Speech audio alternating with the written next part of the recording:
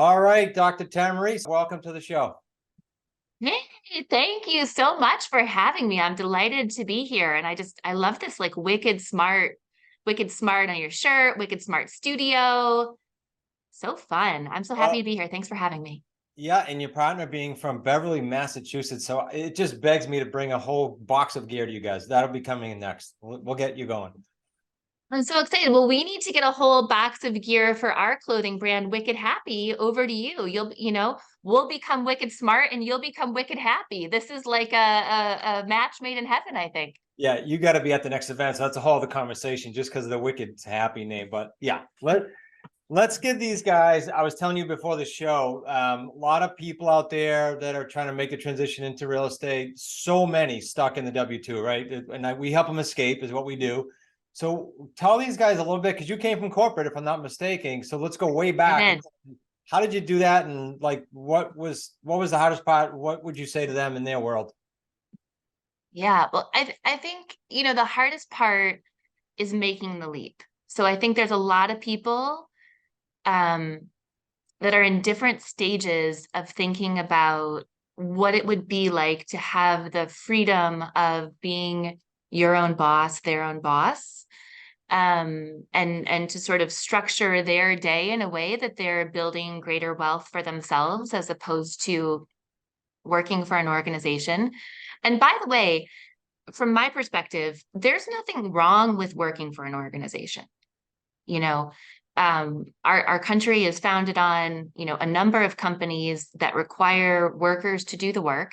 And I would say, I don't know if you would agree or disagree with this, Chris, but I would say like being an entrepreneur isn't necessarily for everyone.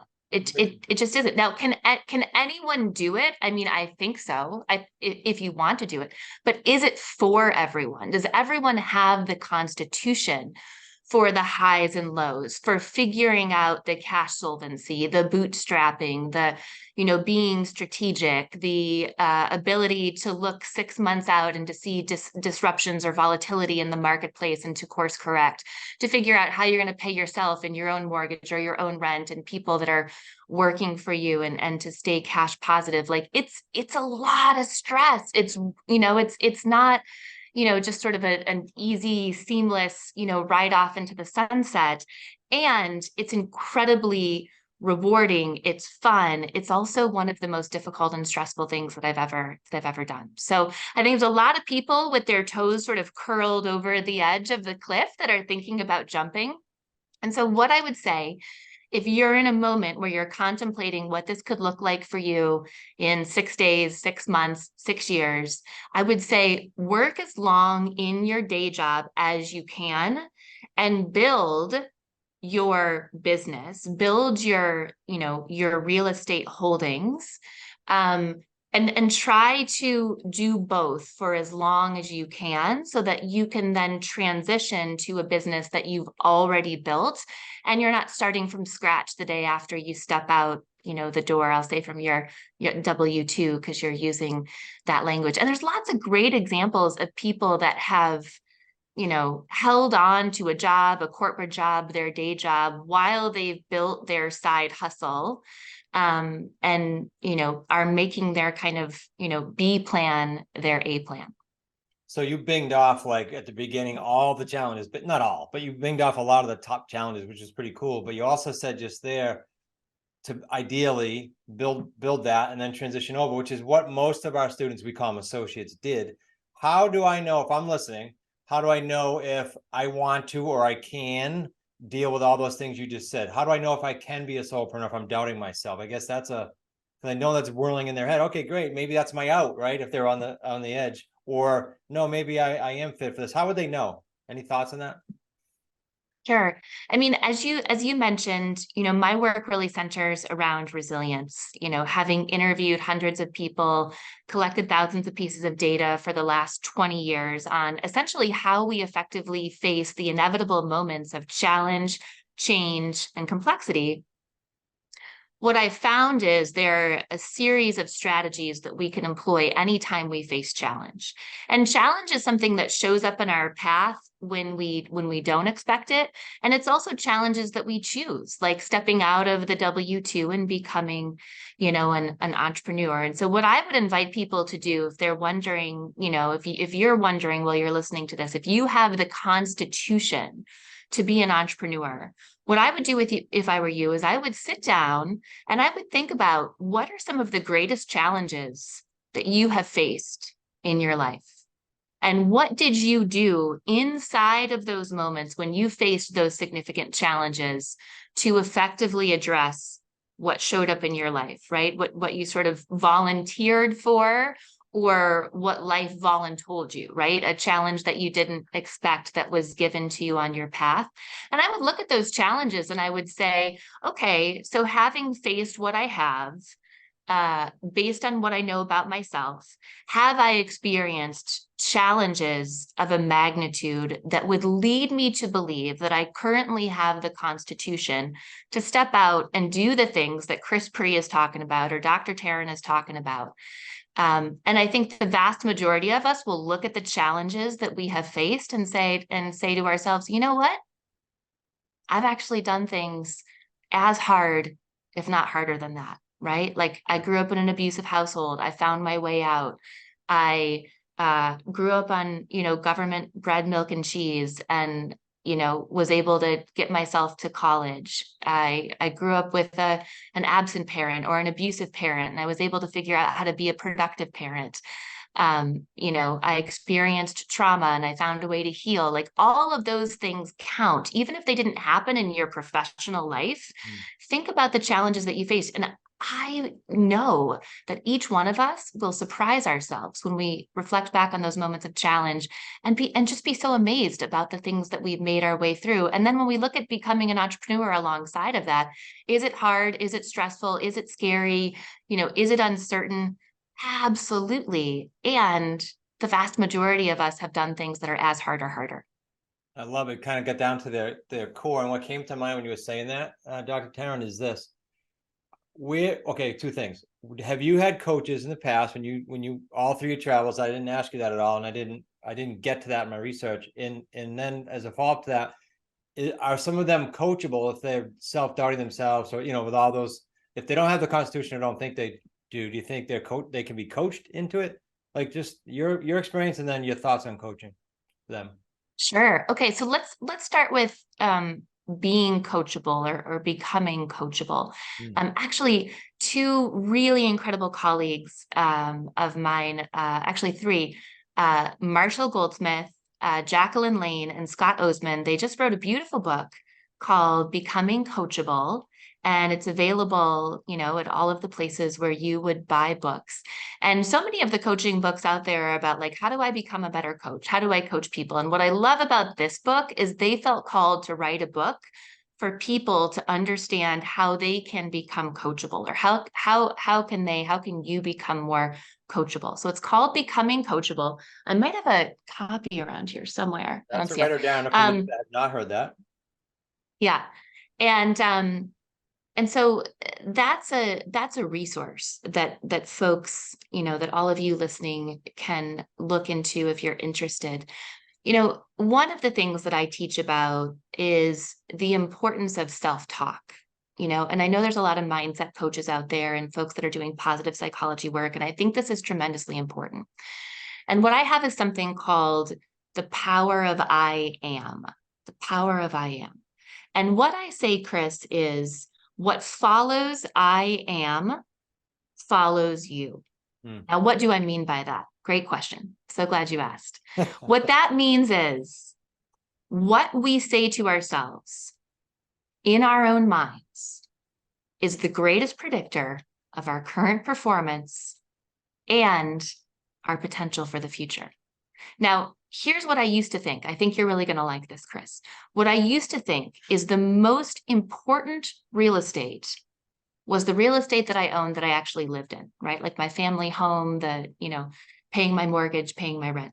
What I realize now is that the most important real estate that any of us has is not the real estate we own outright. or paying a mortgage or rent on. It's the real estate of our own minds. Yep, spot on. It's about showing up and demonstrating mastery over the real estate of our own minds. Now, whether you think you can or you think you can't, you're right. Okay. So what I teach is sit down with a piece of paper and take 24 hours. And what I want you to do, this is very low tech, right? What I want you to do is I want you to draw a line down the center of the piece of paper. Chris, you can do this too if you want to. And on one side at the top, you write positive, and on one side of the line, on the other side, you write negative. And then what I invite my students to do is to do a self-audit of their self-talk. What are you hearing in the real estate of your own mind over the course of a 24-hour period? And what I can promise you is the vast majority of people that do this exercise are absolutely blown away to realize the series of thoughts that are going through their head and how many of them are negative, how many of them go on the negative side. Right. And so we're constantly hearing this chatter in our heads. You can't do it. You're not good enough. You're lazy, blah, blah, blah. Well, nobody's going to perform at an optimal level when we're hearing those things about ourselves constantly in the real estate of our own mind. So once you've done that audit over the course of 24 hours, you write down the positive things on one side, the negative things on the other. If you're anything like me, the first time I did this, right? I was writing on the negative side, then the script got smaller, then I flipped the piece of paper over and kept going, right? There's a lot of negative things that were happening in my head. And here's the convicting part, Chris. I looked at those things at the end of that 24-hour period. And I said to myself, if I was in a relationship with someone who said these things to me, that relationship would have been over a long time ago. Yeah. So why am I tolerating this from myself? Super. Whether you can or whether you can't, you're right. But you know what? It doesn't hurt anybody or anything to say positive things to yourself and to build yourself up. So when you look at that negative list, you get to change the relationship that you have with yourself inside the real estate of your own mind. And you get to look at each of those negative comments and you get to ask yourself, what do I want to say to myself instead? What if it did work out? What if I was successful? What if entrepreneurship was the right choice for me? And you systematically replace those negative things that are happening inside of all of our minds, myself included, with a positive belief about yourself. So do they keep And that's going? how we begin to move the needle to becoming more coachable.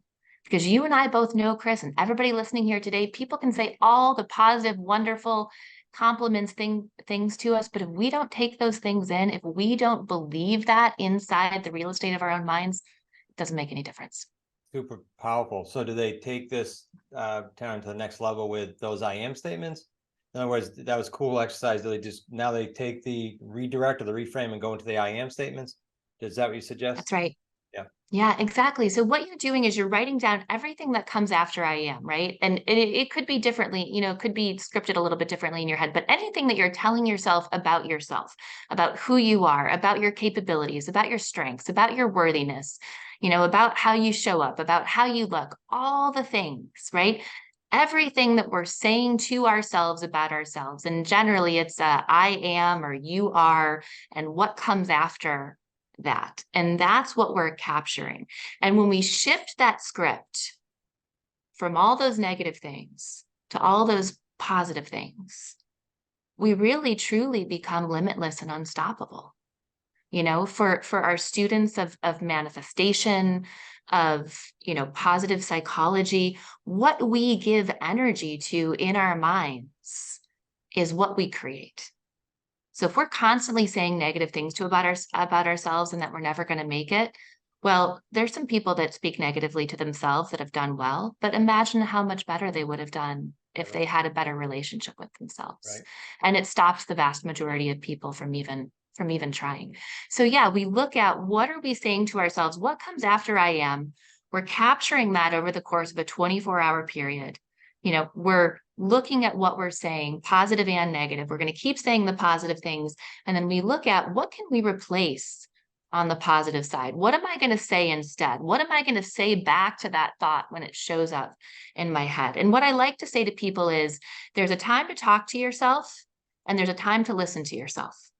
right? If you want to go deeper into your feelings and your experience and understand yourself more deeply, that is a great time to listen to yourself.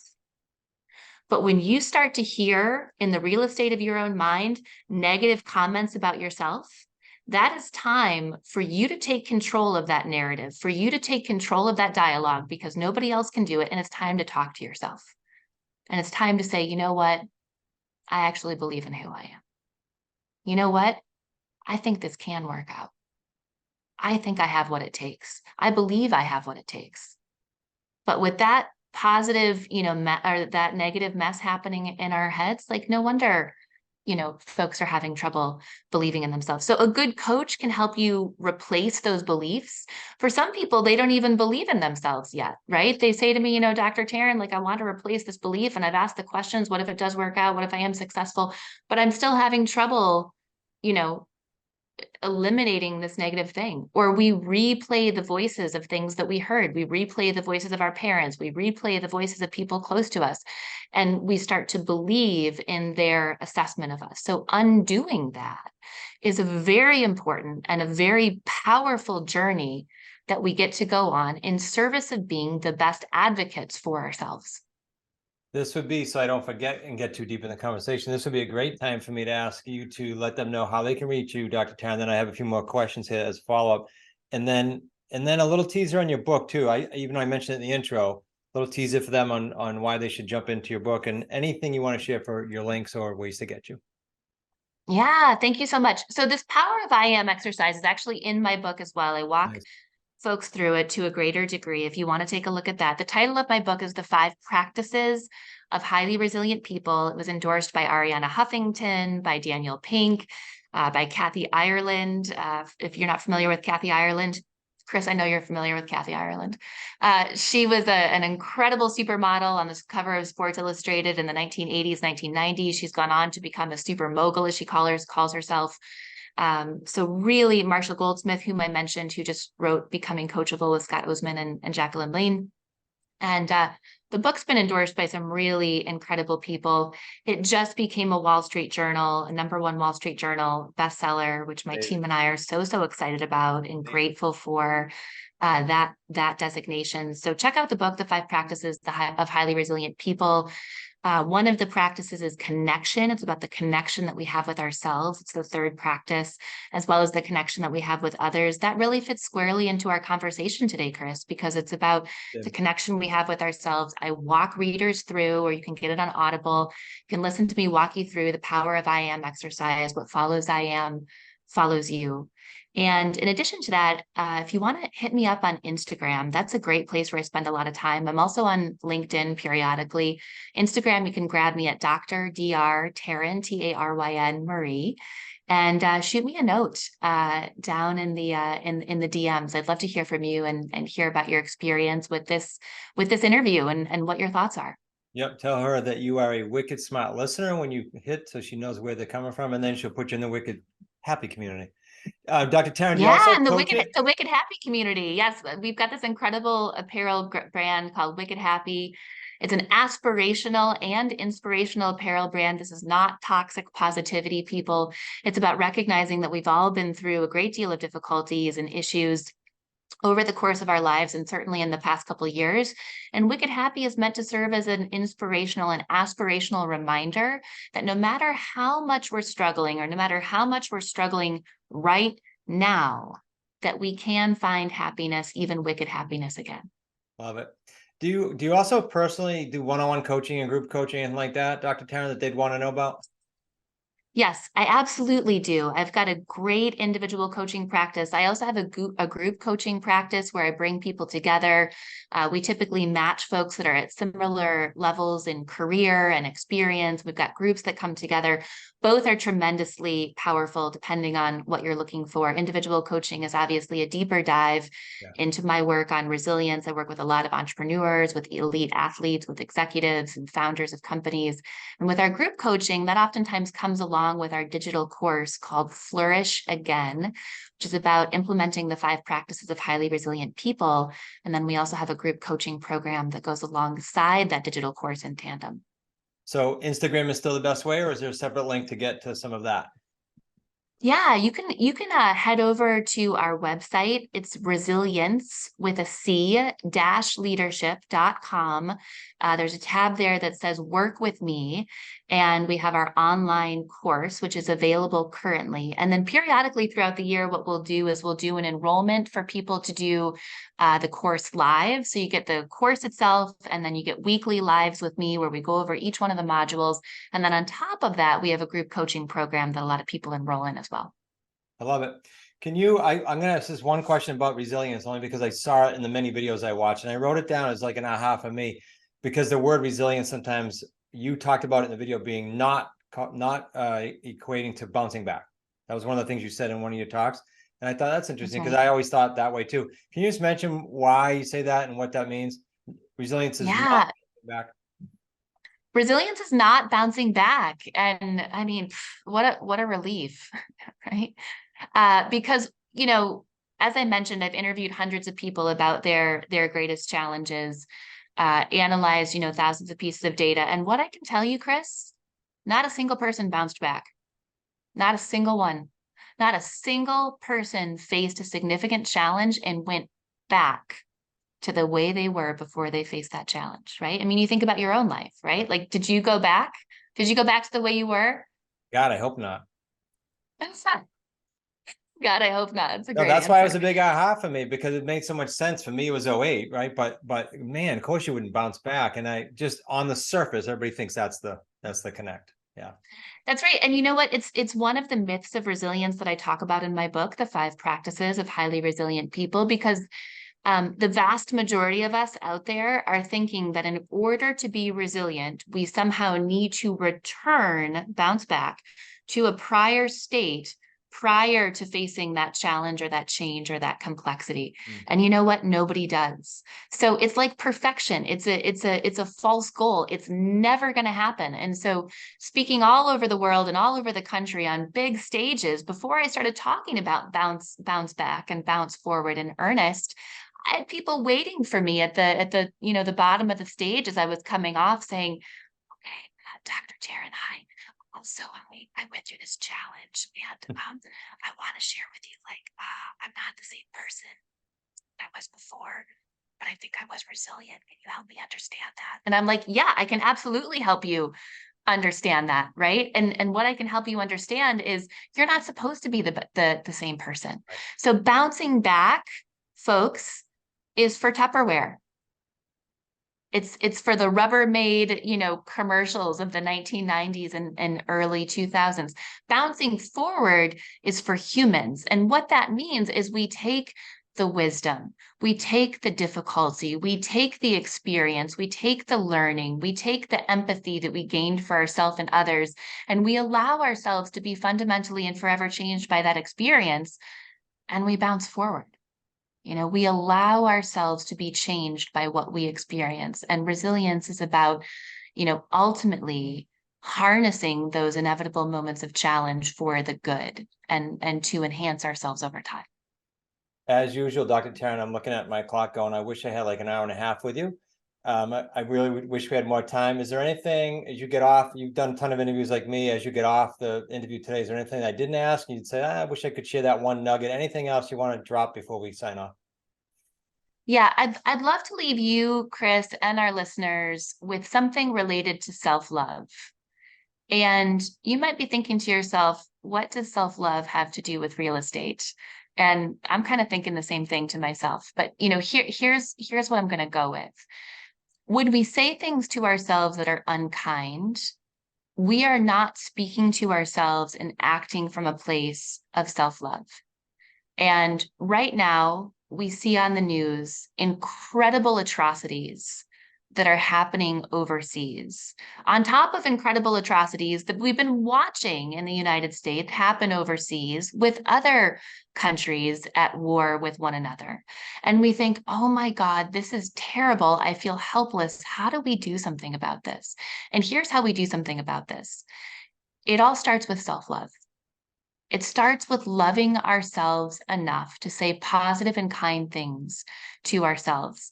And there's so many people out there. I think, Chris, you're one of these people. I'm one of these people We want to help others. We want to share love with the world. And I think that's fantastic.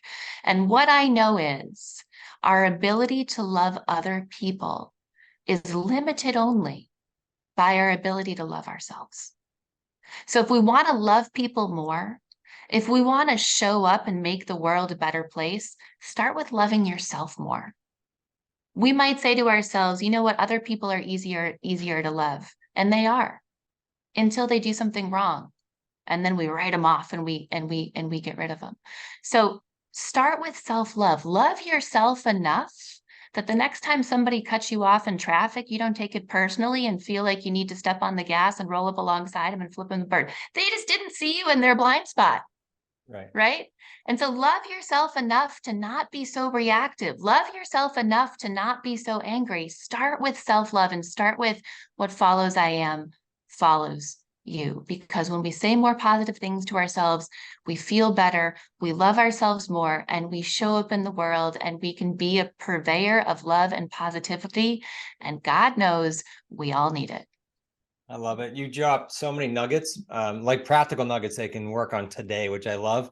And I really, really, really appreciate your candor, Dr. Taryn. I appreciate you being on today. And maybe you'll bless us with an encore visit someday in the future. Really, that's a very generous offer. I would be delighted and honored. Really appreciate you. Have an awesome week. You too, Chris.